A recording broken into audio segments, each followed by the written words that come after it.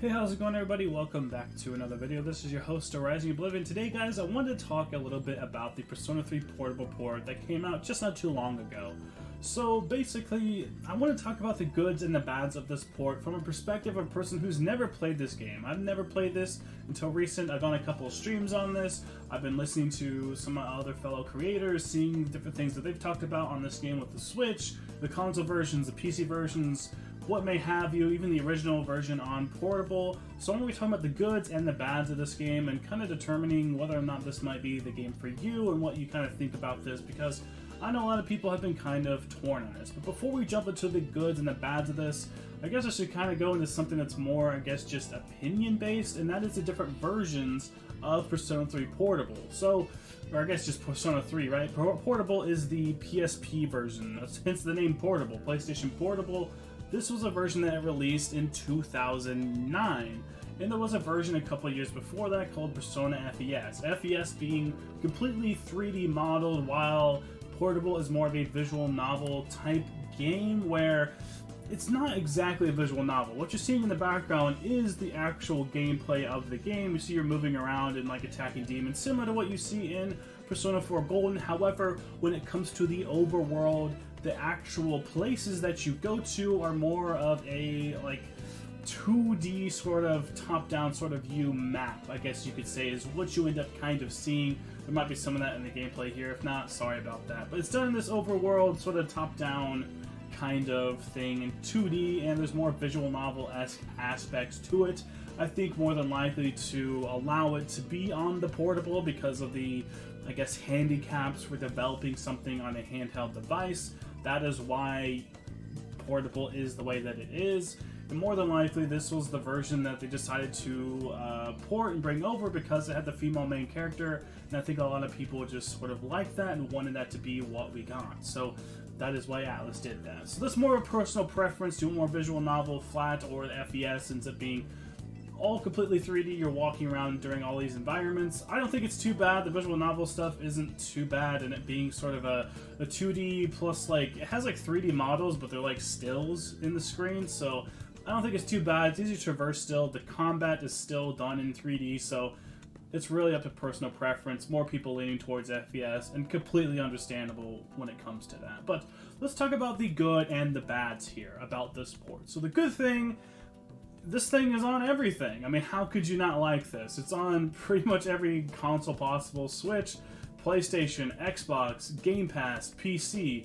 It's good. I mean, it's on every single thing you could ever want. There are certain things you could do to this game. Of course, on PC, you have modding and different stuff like that. There are some new aspects added to this game, like the quick save feature. So there is a more streamlined experience here when it comes to, I guess, quality of life changes that this game has done to it. Being able to play this game on a SSD means it's going to have like blazing fast, load times compared to something like the portable or the PS3, being the places you had to go to do this, unless you were, emulating or something. But even having this on like a PS4 or something is still tremendously better when it comes to download times than what something like the portable would have had. So download times are there, everything else is pretty damn good.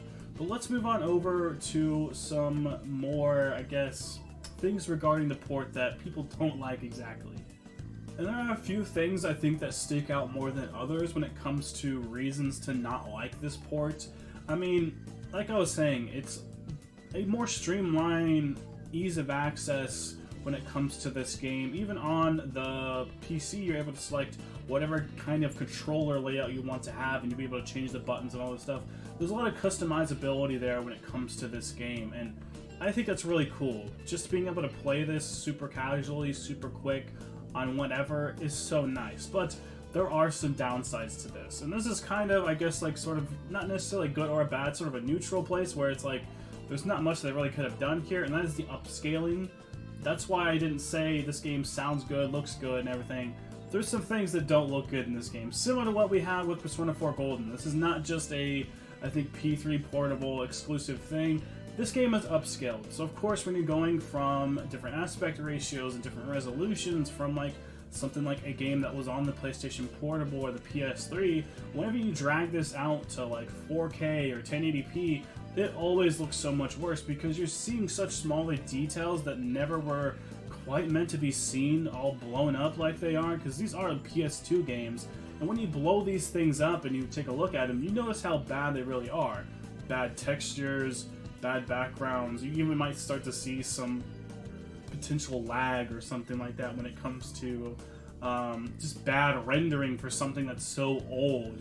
So there are some visually bad things here. There's also some really good things. I think some of the more like things like just the art of like the demons and menus and the characters and stuff like that, that's not too bad. I don't think that's a terrible thing there.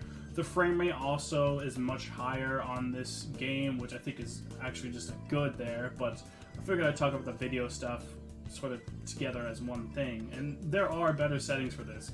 You can have it on 30 FPS, you can have it on 60 FPS, 120, whatever you may want. I think 60 is still a sweet spot. It's an old PS2 game. There's no reason to really go much higher than that, I think. But the visuals can end up being pretty bad for certain places, especially when it comes to like I said, very small things blown up that you're able to see in 4K that it just doesn't look good. It does not look right.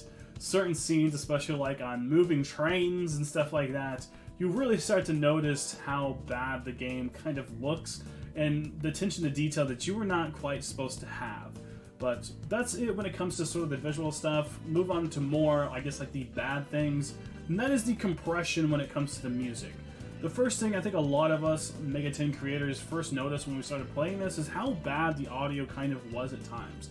It's not always the thing, it's not always constant either. When it comes to some of the battle themes or some of the overworld themes, they seem to work just fine, but there are certain scenes where you have like the 3D characters moving and talking and stuff like that, or like sort of just doing something, some kind of action, and you definitely notice that there is a lot of decompression when it comes to, or I guess compressions, well, not decompression, a lot of compression when it comes to the audio. So them trying to move it multiple times, I think, is what has caused this. And this port definitely is not just the straight audio that they recorded from years ago. This is more than likely going to be Portable's actual audio brought over and like compressed a little bit more again. So them doing it so many times has left this game having bad audio at some points. I don't think it's game breaking, I don't think it's immersion breaking either, but you kind of expect a certain level of quality, I guess, from like a PS2 game. But even then, it kind of dips down into like some really bad audio compression, and you could definitely notice it.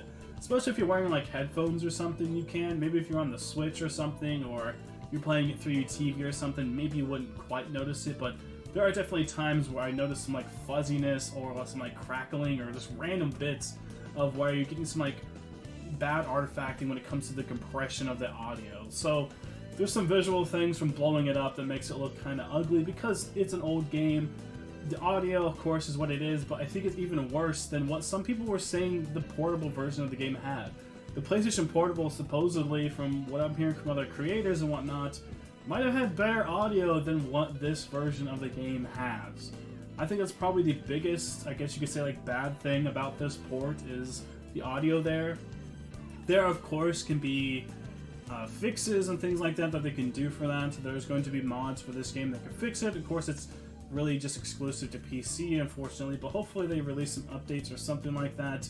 I wish they would just straight up just take the raw tracks from wherever they had it and then just put them on the game. They should have done that.